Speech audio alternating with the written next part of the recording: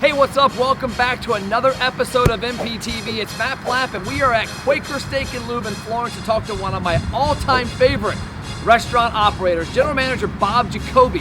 In this episode, we're going to talk about third-party ordering and what they've done to make it a better experience, because trust me, I order their food through Uber Eats all the time. They crush it. We're also going to talk about how he is the king of table touches and what he does to stay present inside his four walls. Let's go check it out.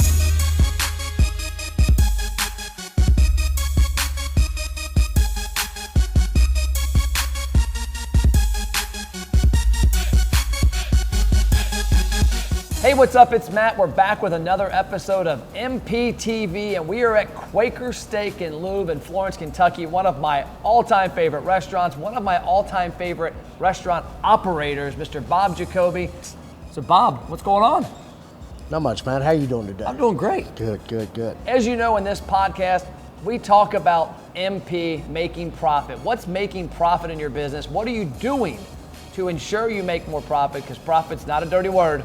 And the one thing I can tell you about this restaurant is Bob runs a tight ship, and Bob to me is the consummate professional when it comes to running a floor and table touches. So we've known each other a while, 7, 8 years. Yep. I've eaten at your restaurant a lot of times. Yes, sir. What always impresses me is you know your customers. So talk about where that comes from and like your background a little about where you got, how you got here, and go into that story. First off, customers buy corn at Kroger's and use the U-scan, Matt. I look at our guests as just that. You know, I think it's important that I build a rapport with the people that are putting a roof over my family's head. Okay. It's just that simple. It's there's a reason why I need to make connection with people. You know, if they do have an issue, Matt, they're more likely to open up and let me know that, hey, this was not up to speed or this wasn't up to snuff, and it gives me an opportunity to resolve the issue to ensure that they come back and see us again. Yeah. And repeat business is where it's at, brother. That's all there is to it. You're exactly right, and I think it's missed by so many places. I mean, I live here in Union, 5 minutes from here, probably 10 with traffic nowadays. There's 200-300 restaurants within 10 minutes. Mm-hmm. There's a place that I enjoy the food down the street a little. That's probably my third favorite restaurant. But the part that drives me crazy is we eat there at least every other week, probably close to weekly. There's not a person if I walked in, and granted, I walk in an orange shirt every day. Mm-hmm. It's pretty easy to recognize me. There's not a manager that knows my name, that knows my kids, that knows my meal. There's not a server that's consistent. I've noticed you have a lot of consistency with your staff, but also with you. What have you done? Like, what got you to this point where you realized how important that was? Because I mean, you've been in the restaurant business for how long? 38 years altogether now. I was just thinking about that earlier today. It's been 38 years between cooking in the back of the house and going into management. It's been 38 years. But you know, man, I really think it's about having a servant's heart. You know, I think that creates real hospitality. Okay. And I believe that the reason why we're all here, sooner or later, that's what we're going to be doing in our lives, to serve others. In this job, you actually get paid to do it as well. Yeah. So it's quite simple as far as the heart goes, and having a love for people that are, again, putting a roof over my family's head. It's just that, you know, to know that hospitality and having a servant's heart and building on that relationship. When people have to think when they're going out to eat the 30 other restaurants within a 3-mile radius, yeah.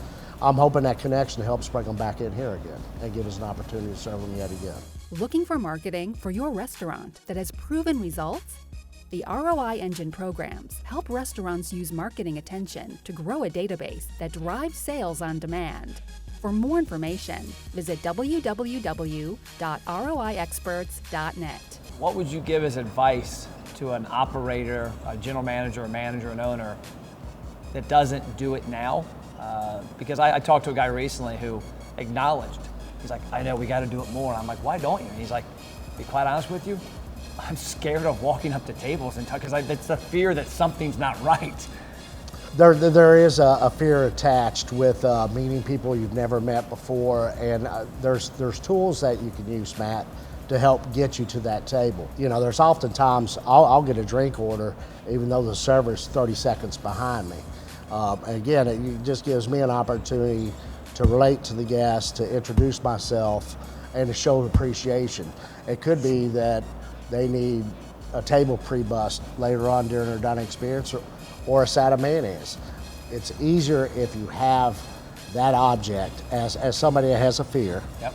And use it to break the ice with. Because now you've got a reason. Right. You've got to, I always say in the business world, when I teach people that call on people like you from the marketing standpoint, that have a valid business reason. Don't just walk in with wanting your hand out, wanting money. Well, you know how cold calls are. Yep. When you're at the house and somebody knocks on the door, they don't go down very well, man. Yep. They just don't. You got to have a tool, you have to have a purpose, and you have to have a reason. Breaking that ice, that is probably the biggest threshold that managers need to get over and get past themselves, get past that fear. And you know, how many times have you been in a situation and you're starting to have anxiety about what's to come, you know, the unknown, and then when you pass that, it was nothing. It was simple. It was a walk in the park. Yeah. And again, you know, if these people laugh when I leave the table, that's fine. Yep. It doesn't matter what they think of me personally, as long as I can help put a smile on their face and help serve them. It really doesn't matter if they think or what they think of me. I'm here to serve, and I think that, again, I think that's where they need to feel as managers that, you know, we're creating an environment that we want people to come back and experience again. Yep. And if you fall short on that, again, you already have that relationship built with that person, so it's easier to make things right with them as well. No, that's key, because a lot of people, like I remember I had a restaurant a while back that somebody was in the restaurant, they're on Facebook, and we have thousands of messages come through. For whatever reason, this notification found me. And I looked, and the person's like, man, our meal is terrible tonight. Yeah, they left a review in Messenger, private, and I'm assuming they're gone. And I comment like, oh, we apologize. What can we do? Can we get your information and contact you and find out what's going on? When were you there? We're here now. Why aren't you talking to somebody in the restaurant? But it's because they don't have a relationship. There's probably a fear on their part. They don't want to be the person that complains. That's why they didn't leave a review. They just left a message. And so I think it goes both ways. Well, I agree with that 100%. There's several restaurants that the missus and I will not attend to. And we're not people that will complain. We'll go back and give them a second and third opportunity to do the job. But if they fail 3 times, you're done. And I think that's how most guests are. Most people don't want to cause a scene. Yeah. They don't want to, I don't know. They have a fear, just like you said, yeah, with that conversation. And there's a lot of people that won't, and you'll never see them again because of it, Matt. So again, that's why the table touch is important, and trying to build that rapport with whatever personality it might be, whether if it's a 7-year-old or a 98-year-old, it doesn't matter. Showing appreciation, show them that you care. Yeah, there's a saying in the business world, know, like, and trust. That if you can get to a point where customers not only know you, but they like you and they trust you, you can overcome a bad experience, you can overcome adversity, they'll come over and over. Because a lot of restaurants, getting them to know you is tough. And once they know you, they walk in your door, that's the first step. But now you got to get them to like you and then trust you to the point that when they do have a bad order of fries or they do have a bad service, that they're going to reach out to you and let you know, or at least give you the benefit of the doubt and come back again and have a great experience. Because I can honestly say, this isn't because I'm on camera, I've eaten here, I bet 1,000+ times. I can remember one bad experience. I mean, and I'm like, man, that's a pretty good batting average. Yeah, I believe you get enough positive experiences built up in the bank with people. They're a lot more likely to forgive you for the bad experience, yeah, and realize again that, you know what, they're going to make it right. And that's what people want, Matt. When things aren't right, they want it made right. They don't want to hear why it was wrong. Yeah. Those reasons are excuses, and I get that. I understand that, and that's something I do not offer an excuse. I need to make it right for them, and they'll be back when you do that with a sincere heart. Restaurant owners, did you know Matt has free online marketing courses that teach you how to successfully market your restaurant? Email support@mattplapp.com to get access to the courses and a free social media content calendar.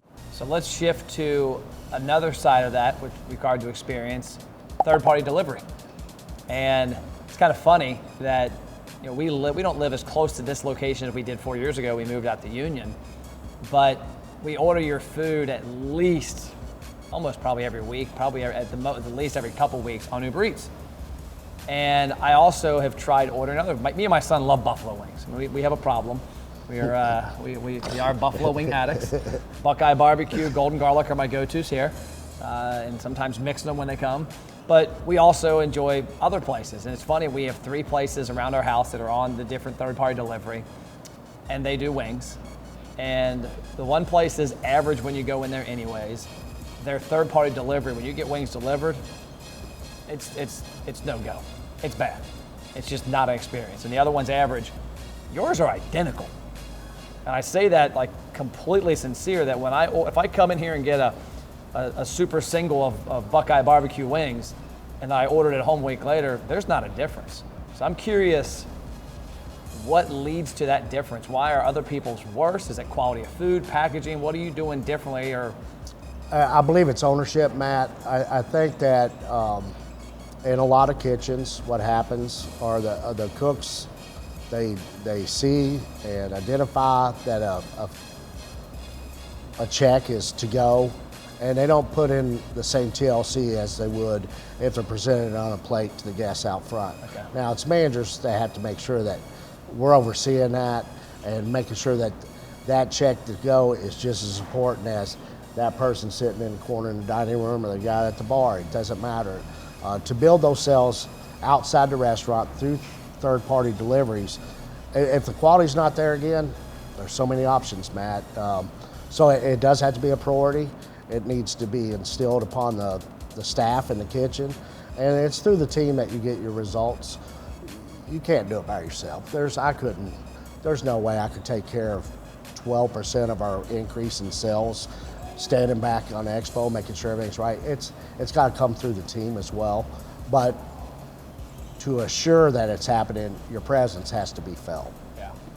Now, what about food quality? I mean, do you think that leads? I know obviously every business has their different standards. You have probably, Quaker Steak and Lube as a whole, I've been to a lot of them, one of the best chicken wings I've seen. Some places you get them and they're this big. Does that lead also to a product that's easier to deliver, or is that a non-factor? I believe that's a factor, Matt. Our wings typically run about 5.7 section of wings per pound. So it's a nice meaty wing. It has enough protein to actually carry the heat. Yep. So when you do carry it out, and there's other places you've been, Matt, you can't identify if it's a chicken wing or it's a pigeon wing. Yeah. They're so small and bony, and it won't have the sensation of being hot, much less warm. Yeah, and I had a feeling that was the answer. I'm not a food expert. I'm not a restaurant guy like you, but I wondered that, because the one place that I've had a bad experience with Uber Eats is that the fact that I've one comment I made to my son is like, I don't think there's enough meat on the bone to keep it fresh and get it here. You're right. So talk about like maybe some other things that have helped you. Like one of the owners here, Jim Combs, is by far one of the most technical restaurant operators I've ever seen. I remember one time I was in Pittsburgh at the Hofbräu House up there, and I happened to be sitting next to the health inspector. Just by complete coincidence, both we didn't know each other, and he made a joke that he was like, "Hey, what are you doing?" I said, "Oh, I'm just a marketing guy working." He goes, he said, "I've got the dirtiest job around here." And I go, "Oh, what do you do?" He goes, "Well, technically I have the cleanest job today." And I said, "What?" And he goes, "Well, I'm the health inspector." He goes, "This is the #1 place I inspect." And I knew why, because I know how Jim runs it, and it goes downhill. Talk about how that's helped make your life easier, having a guy like Jim that I know he gives you a lot of ability to make your decisions. Yeah, he does. He totally empowers me, Matt. Jim and I have been knowing each other since, I want to say 1984. Was that before the Fridays days? It was actually when I was a cook with Fridays. Okay. And while Jim was coming up through the ranks as management, and then went on to be the president of the franchise that we were both employed by. Attention to detail has always been critical in this industry. In fact, it's important in every business out there. Yeah. Attention to detail, it's easily said, but there's a lot to focus on with that. But each little moving part makes the whole thing work. You know, years ago, I tried to step down as a general manager with a different outfit. My boss said, "I'm not going to let you." I'm like, well, wait a minute. I want to go back to my comfort zone. I want to go back to being a kitchen manager. I knew my abilities as a kitchen manager. I knew I was strong in that position within the franchise. I was in the top 3. He wouldn't let me step down, Matt, and I'm like, dude, I have thought about this. I have thought about it, thought about it. He's like, no, you're not. He's like, well, what's stressing you, Bob? What's your anxiety? What's causing this? And it was the big things. It was profitability, it was sales, and those 2 things had me just crumbling under being anxious. And the man told me, he's like, why don't you pay attention to little things? Forget about the big things. And you know what, Matt? That worked. It truly worked. I heard an analogy from a business coach about 10 years ago. Actually, I guess about 15, 20 years ago. We had our boat dealership. And he said, the big things won't crush you, the little things will. He's like, I want you to take this. He goes, take a big glass jar and put 4 big rocks in there. You can take the jar, you can dump it out. The rocks come out. Take that same jar, put those 4 big rocks, and then cram sand in there. He's like, the sand is the small details in your business. He's like, now you turn it upside down, there's a chance those rocks aren't coming out. It's packed in there. And so I can see that. I know that's a big thing that I've noticed in your restaurants and your business. You know, one thing I was telling somebody the other day, I was at a restaurant the other day, I got there at 10:45, I opened at 11, I had lunch, and my salt and pepper and ketchup were empty on the table. Now I know mistakes happen, but this place I consistently see it.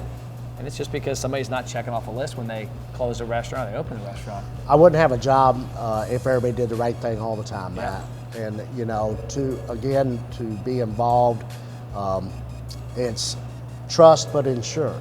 You have to be involved. You're not going to ever make any strides and improvement in the business from the office. It's just not going to happen. You have to be out here. You have to do it with your team. You have to trust your team. You have to enable your team. But ultimately, you have to make sure. You know, the old adage, your best offense is a good defense. Very true, Matt. You need to prevent as much as you possibly can so you can handle the opportunities when they show. When you're dealing with the public, there's going to be a lot of opportunities coming in with all the different personalities that we deal with. If you have yourself set up with attention to detail to the little things, when the opportunity comes to you, you can handle it. But if you're creating your own hurdles, chances are it's just not going to be a good day for anybody involved, much less our guests. So Bob, last question.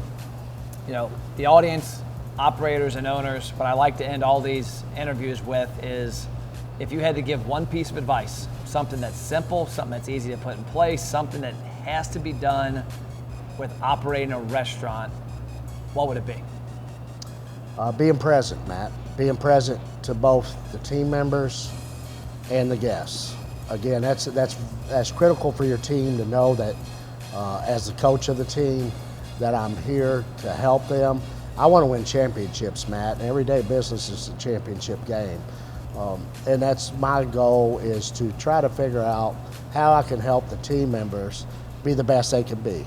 If I could do that with whatever skill level they have, I believe my team's going to be a stronger team. You know, again, you're only strong as your weakest link. You can have C players on a team, Matt, but you have to utilize what skill they have to help the big picture. You're not going to have a superstars day in and day out. It's just not going to be that way. But being present for them and being present for our guests as well. I think those are the 2 biggest things you can do to help your team perform with the public and run a good restaurant. Awesome, I love it. That wraps up another episode of MPTV. We're here with Bob Jacoby. In my world, the king of table touches, the king of customer service.